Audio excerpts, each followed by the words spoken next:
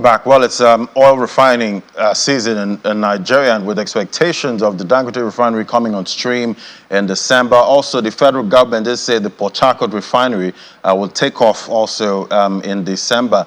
Well, let's look at the prospects now. Joining us is Dr. Ayodele Oni, partner, Bloomfield Law Practice, joining us via Zoom. Great to have you on the show. Good morning. Thank you very much for having me. All right, let's before we get into refining now, looking at the 2024 appropriation bill, what's your take on the oil price benchmark of $77 per barrel? Well, I think it's fair. It's a reflection of what the government does see. Disputes, oil prices are driven also by what's happening in the world, the information, the sensitivity, particularly around areas where you've got oil, crude production. So I think that with what we see in the world and what we expect in the next few months, some of these not resolved conclusively, and the world trying to recover after many of these disputes, oil prices may remain around that benchmark or even higher. I think it's around $73, if I'm not mistaken. So I think it will remain around that or even higher. So I think it's fair. I think it will be a fair reflection. Fair reflection. And definitely looking at our production, oil production at this time, we're still trying to get, to that level where we can get the revenue that we need. And this budget, there's a huge deficit there that needs to be funded. Do you think the oil market can somehow fund this deficit going into 2024? Or what can be done to make that happen? I think more around gas. I think a lot is being done around gas. You're aware of the Ajaokuta, Kaduna, Kano. You are aware of the Oben 3. You are aware of a number of gas projects. I think oil will play a role.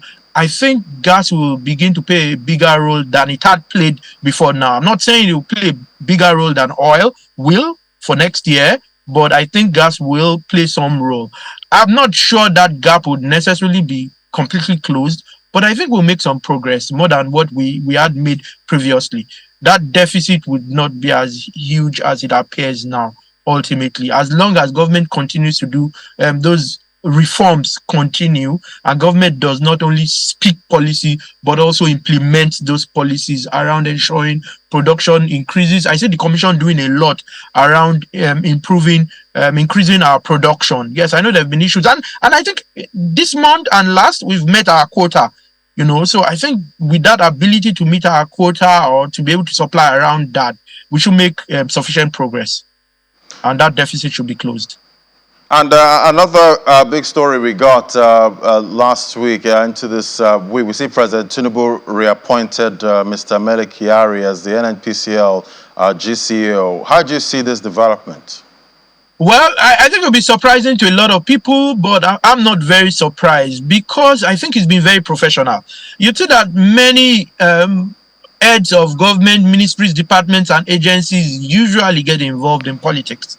He was very, very distant. He was neither for nor against any candidate, in my own view. And then there were quite a number of reforms during his time. A lot of work done, raising funds for the AKK. There were challenges with the Chinese at some point. The NNPC then decided to go its way. The refineries and the way they've tried to reduce corruption around the turnaround for the refineries, because I am aware and I was quite involved at some point, and payment for putting the refineries back in shape were made directly to the contractors. That's another arrangement, so that I didn't have to pass through the NNPC. So I see a number of reforms. I see the fact that he was professional and didn't get involved in politics at all. I think those are good points for him. And I think he's been in the NNPC for a while and it's been able to show value. And I think those are things that make it not very surprising. I was slightly surprised myself, but not as surprised as most people will, because typically when you have a new administration, you'd have a change and their own preferred personnel will take charge. So I think it's for continuity and that the government feels it's got the technical capacity and the competence to continue to run the company as a commercial endeavor now under the Petroleum Industry Act. And at this rate that the company is going, do you think Mr. Kyari can steer this company towards the likes of Aramco, global giants like Aramco. Do you see that happening? Well, I think he can continue to lay the foundation.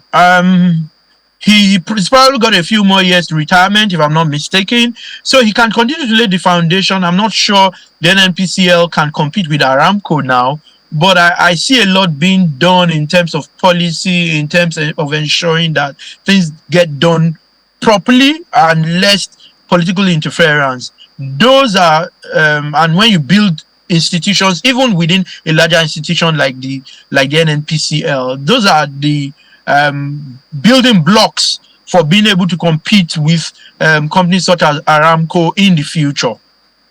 All right, definitely we're looking forward to that. But I did mention it was a refining season in Nigeria.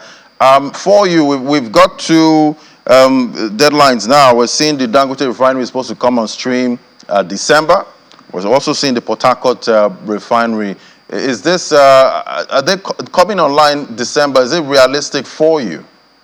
It is realistic because I have followed I've followed things around the refineries in the last 2-3 years, and like I mentioned, I was involved at some point around some of the refineries and the engineering, procurement, construction improvement around those refineries. I expect them to come on stream.